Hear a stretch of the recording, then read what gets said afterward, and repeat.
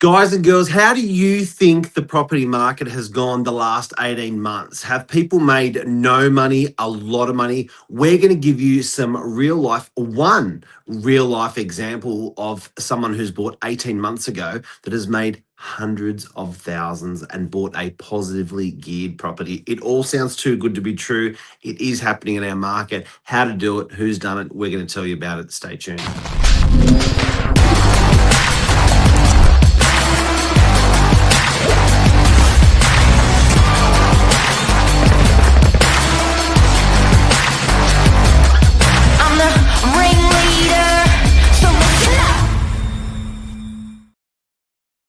Josh Wapshot, sales extraordinaire, aka The Economist. Mark, leader of the people. Morning. How are you? Good to be back. I think this is our first morning it's back since the break. So Yes. Good to be back in and amongst it, in the office early. Gotta love it. Absolutely. Now, mate, you've got a really good hand. I'm going to enjoy doing these examples with you because you've got a really good head for maths and opportunities. And you wanted to talk about this topic this morning.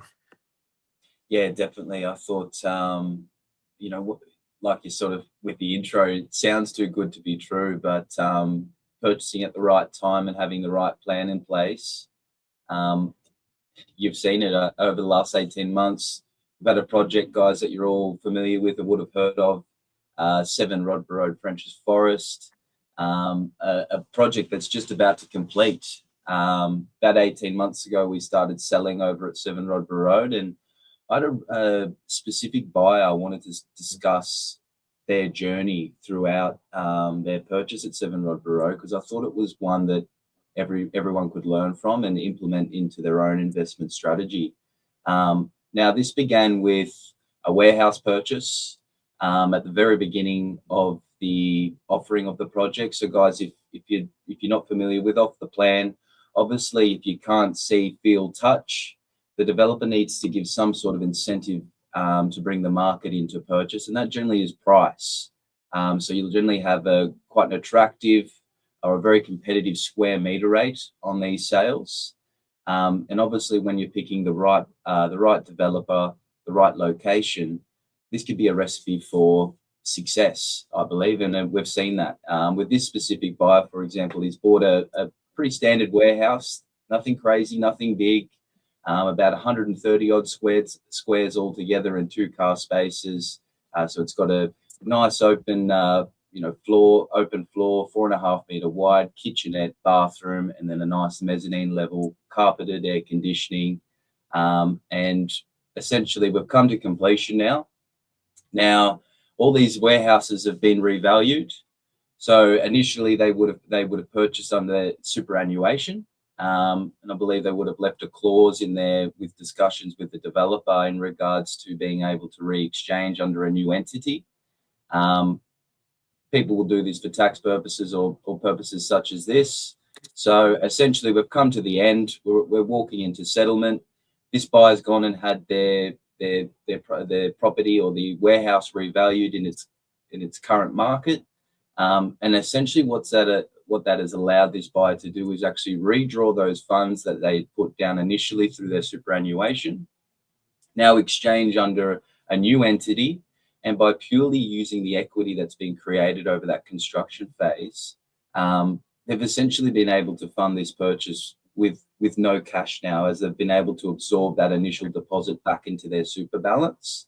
Yep. And now the beauty with this as well, obviously being able to work with a team that's on the ground over there at Novak, we've also then gone a step further for this buyer, and we've managed to organise a tenant, a full signed lease, deposit, bonds paid. I can see you thinking there, Mark.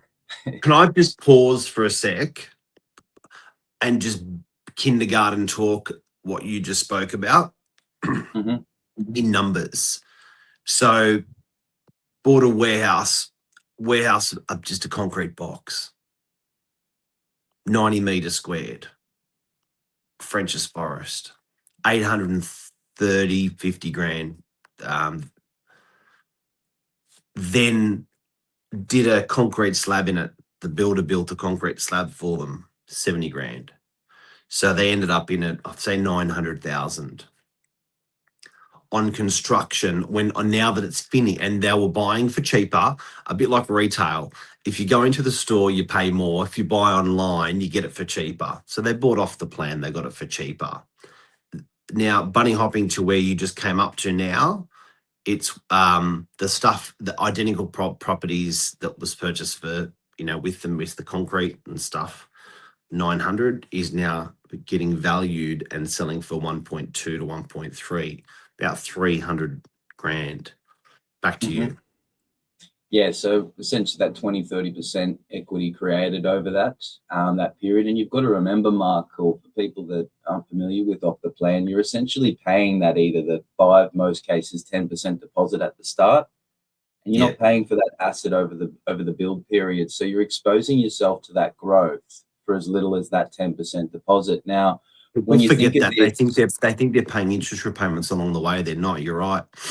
exactly. And I think it's, when I talk to customers about this sort of thing, I almost say it's, stock market like returns, but, the security of the property market. Because if you think about it, Mark, if he's bought it for 850,000, he's put $85,000 down.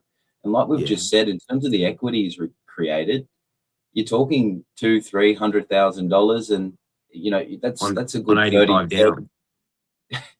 That's a good Yeah. 300% plus on your money, because you've only put that 85 down. People forget that. People forget that. I was talking to the Deegan, the plumber, yesterday, and his son. The ROI, the return on investment, is a return on investment was invested 85 grand. Spot on. And people miss that. Definitely. And I think what we're seeing is probably a bit of a transition in the market, or normalizing what we see as a good yield. I mean, we always have people chasing that sort of 7%, 6% net. Smashes that. And it just never seems to pop up in the market anymore. Or if they do, they are gone Yeah. very quickly. And then by the Yeah. time it's sold, that 7% is now 5.8, because there's been multiple people then fighting over the asset. Yeah. So I think this is a bit of a hack into finding those yields again, because like we said, we're buying right under the market value, but then you're going to enter the market with the rental that you'd expect from something that's worth 1.2, 1.3, yet you've only spent 850. So I think this is also another hack in regards to that side of things and yields, where you're able to purchase the property at the price you need for the rents in today's market to sort of get you those 6% net yields plus. So I think that's something that's quite interesting as well. So we've told half the story, which is the purchase and how it was funded and how much it went up in that very, very short period with these unsung heroes. By the way, there was 85 of these warehouses that have done the same, that have done this, and there was 150 storage units for 200 grand that made similar money to these things, percentage wise. The second part of the story is the rentals. Can you explain that? Because now that these warehouses are going to be held by these clients, some are going to sell, most are going to hold. The rent that's coming in is not good. How much is going to be coming out of people's pockets per year? It's close to nothing. It's positively geared after depreciation, I understand. Can you tell us more about that? Yeah, definitely. So look, some cases where I think it was little as $100 you're tipping in at the end of Yeah. every month. In some cases, you're positively geared, correct. So essentially, again, another benefit I see to off the plan is, especially working with the right agent, is, for our example, we're boots on the ground throughout the construction phase. We've been Mm. lucky enough to have a really good Boots on the relationship with the ground, Mr. developer. Trump. Yeah. Well, yeah, really great relationship with the developer and the team down at 7 Rodborough. So we've actually been given some early access to show clients, not only buyers, but tenants for our investors there. So the Yes. other big thing was, again, these people haven't settled, they're not paying for it. But a lot of these circumstances, we've actually been able to tie up some leases where the tenants are happy enough with the product to sign a lease, pay a deposit, pay a bond, public liability, IDs, all the rest of it. They're happy to supply all that up front, knowing that they can't move in it tomorrow, next week.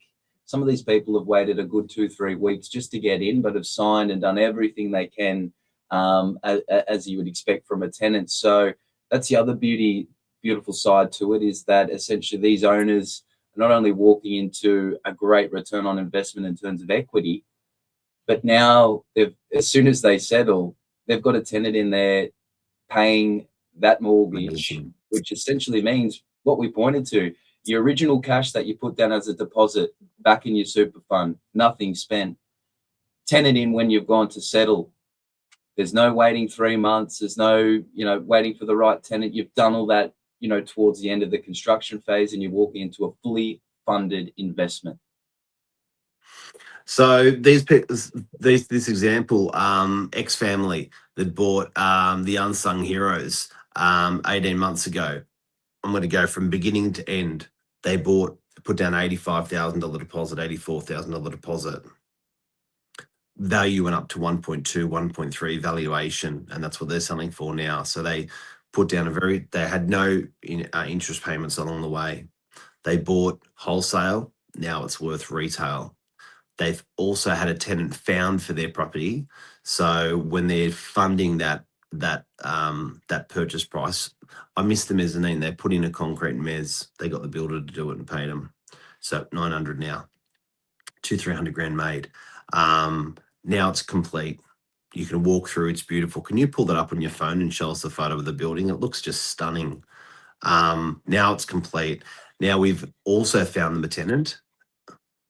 Ooh. So there you go, guys. That's the top floor. Yeah, up see, there. that's beautiful. Look at that. So you got upstairs is that concrete slab I'm talking about, and then that's called a mezzanine, and then there's a kitchen, bathroom, and then 91 meters squared on the bottom there. So okay, yeah, well that's what we're talking about, guys. Great, thanks, Josh. Yeah, that's insane, guys. And then look at that. And then now we've had a tenant for 52,000 sign a lease for that place, which is 1,000 a week. Bear in mind they bought it for 900 with that mezzanine upstairs and everything. Positively geared. And another thing I want to add, Mark, is and there's more. Yeah, the tenants here, guys, is not your typical tenants that you'd expect in these industrial warehouses, especially up from the biggest Bunnings in Australia. I've got medical companies, I've got import-export companies, I've got a natural study science, like science type companies up there. These guys have all prepaid, pre-signed, and waiting to get in there. So a very interesting tenant structure in these sorts of developments as well. Yeah, cracker.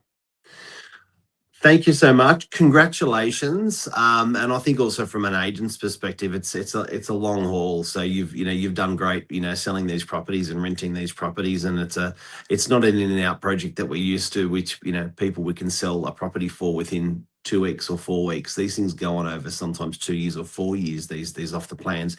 But there's money made. But these people that are buying are not gloating. They're not saying, oh, hey, here's my bag of cash that I made. But as agents, we see this. We think, man, we've got to share this story. This is a really good story. And this is one of the stories today. Definitely. Have a great day, legend. Thanks, everyone, for watching. Hope you enjoyed this journey. See ya.